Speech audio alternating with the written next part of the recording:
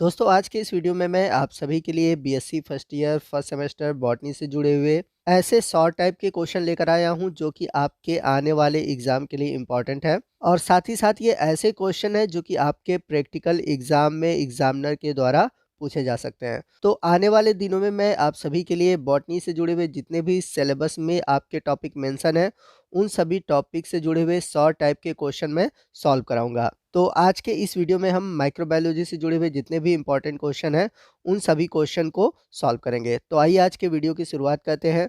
और वीडियो की शुरुआत करने से पहले मैं आप सभी से कहूँगा कि यदि आप हमारे चैनल पर नए हैं और अभी तक आपने हमारे चैनल को सब्सक्राइब नहीं किया हुआ है तो प्लीज़ हमारे चैनल को सब्सक्राइब कर लीजिए और बगल में जो बेल आइकन है उसे ज़रूर प्रेस करिएगा ताकि जब भी मैं इस तरह के वीडियो अपलोड करूँ उसका नोटिफिकेशन आपको मिलता रहे।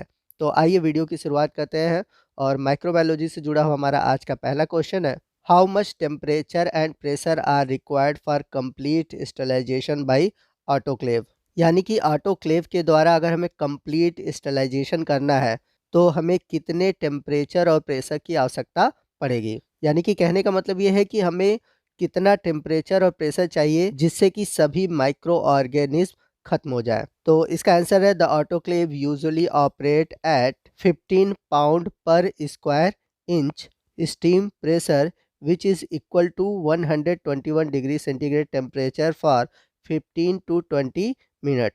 This pressure is enough to kill micro organism. यानी कि माइक्रो ऑर्गेनिज्म को खत्म करने के लिए यानी कि स्टरलाइजेशन के लिए ऑटोक्लेव में 15 पाउंड पर स्क्वायर इंच भाप का प्रेशर चाहिए होगा और इसके साथ साथ इसका जो टेम्परेचर होना चाहिए वो होना चाहिए 120 डिग्री सेंटीग्रेड और ये जो प्रेशर और टेम्परेचर है वह 15 से 20 मिनट तक होना चाहिए।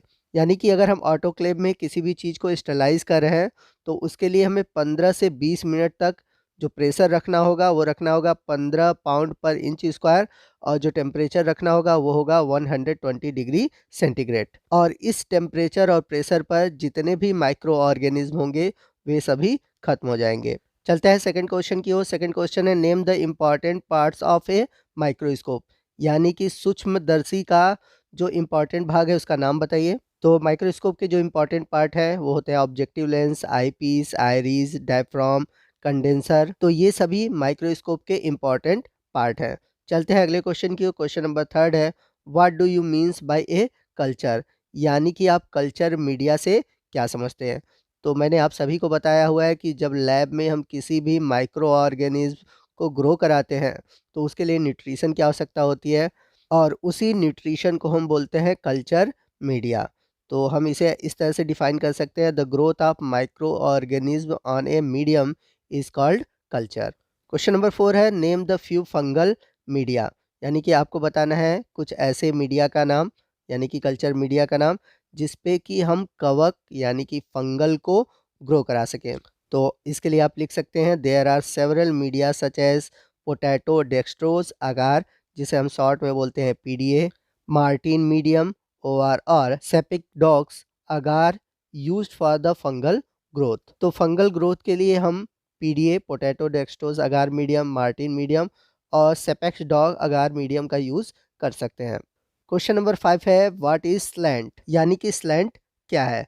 When the autoclaved agar medium poured into the culture tube and placed in slanting position, it is known as agar slant after solidification। कहने का मतलब कि जब ऑटोक्लेव से अगार मीडियम को कल्चर ट्यूब में डाला जाता है तो उसे तिरछी स्थिति में रखा जाता है।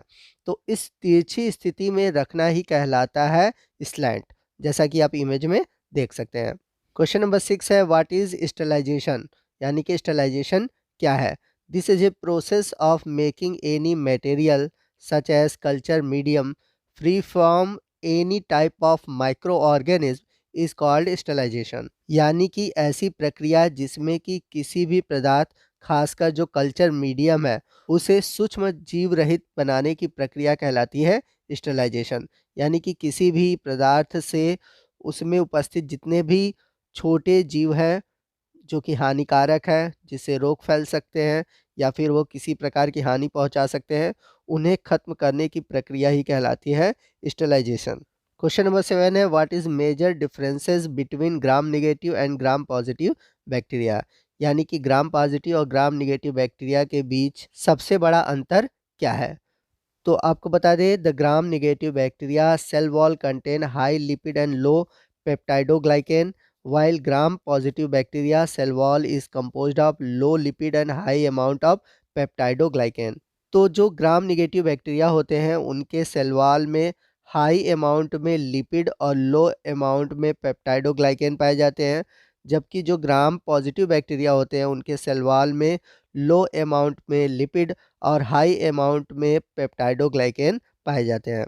क्वेश्चन नंबर 8 है नेम फ्यू फ्लैजेलेटेड बैक्टीरिया, यानी कि आपको कुछ ऐसे बैक्टीरिया के नाम बताने हैं जिनमें कि फ्लैजेला यानी कि कशाभिका पाई जाती है।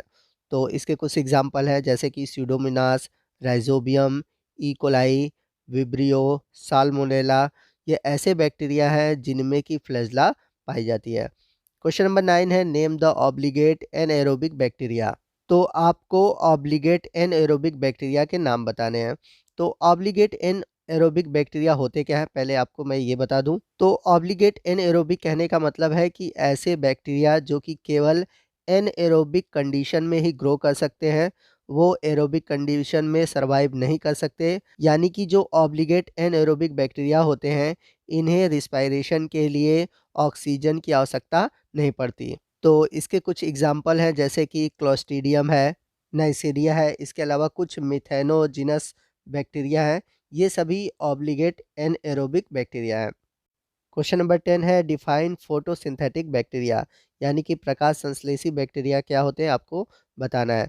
This bacteria utilise bacteriochlorophyll instead of chlorophyll for the process of photosynthesis and produce sulphur. तो जैसा कि हम सभी जानते हैं कि जो हायर प्लांट होते हैं उनमें क्लोरोप्लास्ट के अंदर क्लोरोफिल पाया जाता है जिसके थ्रू वो फोटोसिंथेसिस करते हैं, लेकिन जो फोटोसिंथेटिक बैक्टीरिया होते हैं उनमें क्लोरोफिल नहीं होता।